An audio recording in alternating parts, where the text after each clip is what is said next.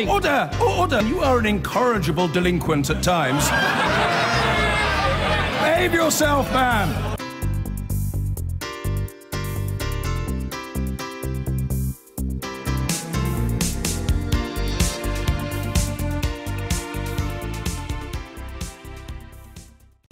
Now, some of the world's leaders in artificial intelligence are urging the United Nations to ban the development of autonomous weapons, otherwise known as killer robots. In an open letter, they say there's an arms race in drones, tanks and automated gun machines, which could allow war to be fought on a scale greater and faster than ever before. Our correspondent Tom Parmenter reports. The survivors of the nuclear fire called the war Judgment Day. Hollywood's appetite for killer robots seems insatiable. Hasta la vista, baby. But take away some of the drama and the plot lines and you're left with autonomous weapons. And they are almost real. Did you know that precursors to killer robots are actually being developed right now? 116 global pioneers of artificial intelligence have written to the UN to say now is the time for an international ban. Killer robots are robotic weapons that choose and fire on targets, all of their own accord. We need to be able to put controls to guarantee these systems won't become malicious. Either they intend to become malicious or accidentally become malicious. And controlling these systems is an extremely hard thing to do. Unmanned drones controlled from the ground are already established bits of kit, but military planners around the world are already researching and investing in what comes next. Pilotless fighter planes have already taken off. There are automated warships with nobody on board. Removing the danger to the operator is one thing. Removing the human decision-making process is quite another. Absolutely no question that that's a bad thing, and so we would like to avoid it, and that means nipping it in the bud before it starts. So AI is going to be in weapons systems to some extent. Unfortunately, already it is, but we need to really think about how we're going to control this so that we don't let the genie out of the box. The Science Museum in London is currently examining how robots have transformed our everyday lives. But in warfare, it's humans that take the life and death decisions. As a race, we have a pretty poor track record when it comes to conflict. But generally, you know who is responsible, who to hold to account, and it isn't the robots. For robotics professor Noel Sharkey, the letter to the UN should be a wake-up call for the world.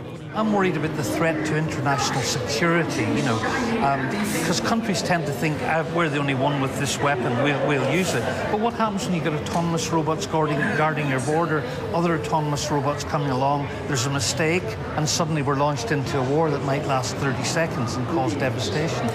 The Ministry of Defence in the UK say their weapons will always be under human control. But the robots are reaching further and further into our lives. Controlling them, whatever they look like, will be one of the great challenges of our time. Tom Parmenter, Sky News. This could be the third revolution in warfare, experts have warned, as they called on the UN to ban lethal autonomous weapons.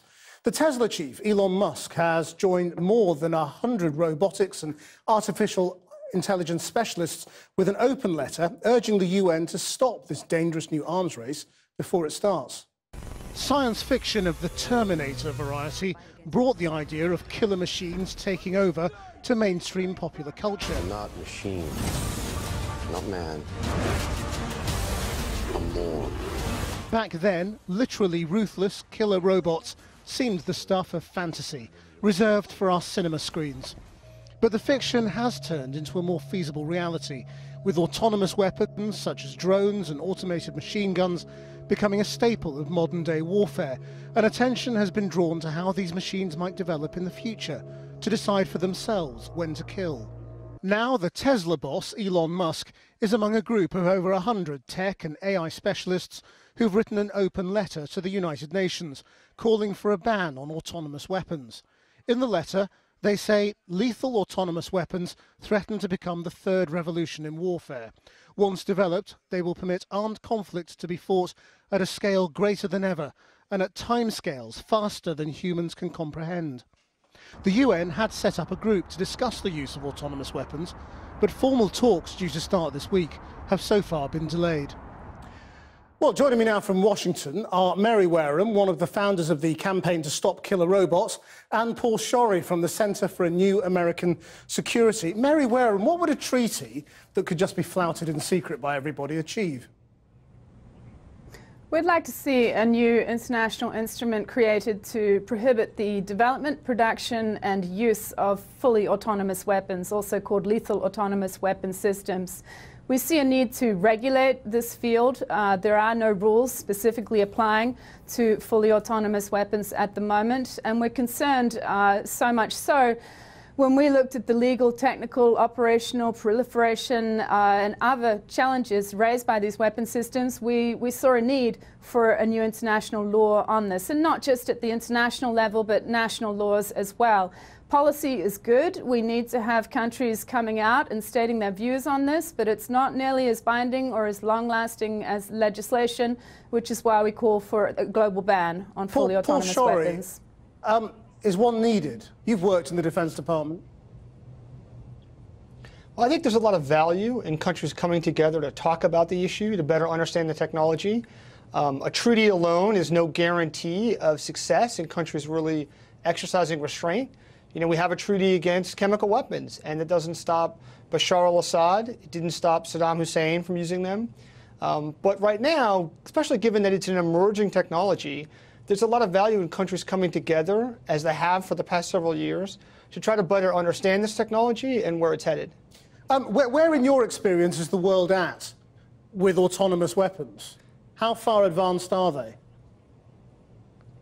So drones today, like a Predator drone, are basically remotely controlled. But what we're seeing is more autonomy creep incrementally into next generation weapons.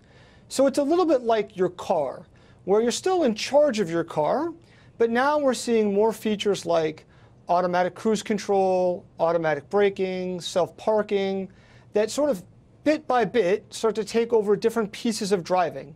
And we're seeing a similar thing in weapons, where bit by bit, there are little bits more autonomy in each generation.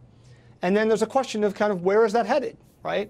What happens when a Predator drone has as much autonomy as a self-driving car? How far do we want that to go? Well, Mary Wareham, I mean, when we look at self-driving cars, in many ways they're safer than human beings. And they don't make the kind of mistakes that human beings make. Might not autonomous weapons, when selecting their targets and deciding whether to fire, be better than human controllers?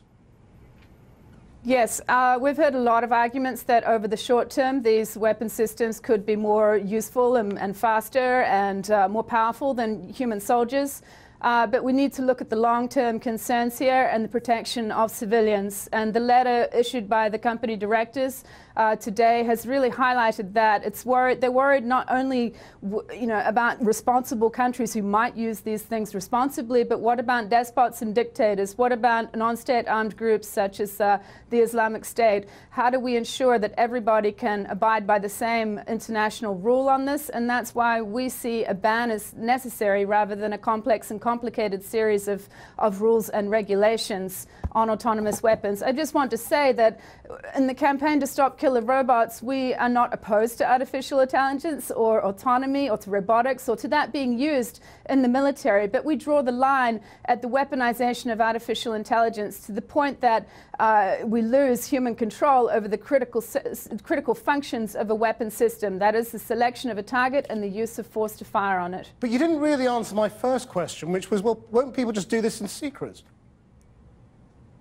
In secret, perhaps. I mean, I've worked on the campaign to ban landmines for the past 20 years. We've managed to prohibit factory-made anti-personnel landmines. We see the use of improvised explosive devices that function like landmines, and that is occurring. We cannot stop every instance of use, but if we have one rule for everybody to abide by, or seek to abide by, which ensures the principle of human control over the use of a weapon system, we'll be in good shape to deal with these kind of threats in the future. Paul Shorey, how far away are we from a Terminator scenario now? Well, I think a Terminator scenario, like you see in science fiction movies, that's pretty far-fetched. It's a long ways off. I think we can sleep safely at night, not worrying about those kinds of scenarios. But the basic technology to put together a weapon that could go out on its own and could find its own targets, that exists today. It would be possible to do that for certainly military objects, like tanks or radars or military warships, and even for people. There are algorithms and neural networks that can identify people's faces. So the same algorithms that might be used to identify the faces in a photo, say in Facebook or somewhere else online, could be used by someone who was a terrorist or who had malicious ends to go out and target people. That's possible. Well, you're both raising pretty frightening scenarios, but let's see where the UN talks at least lead. Mary Wareham and Paul Shorey, thank you very much indeed.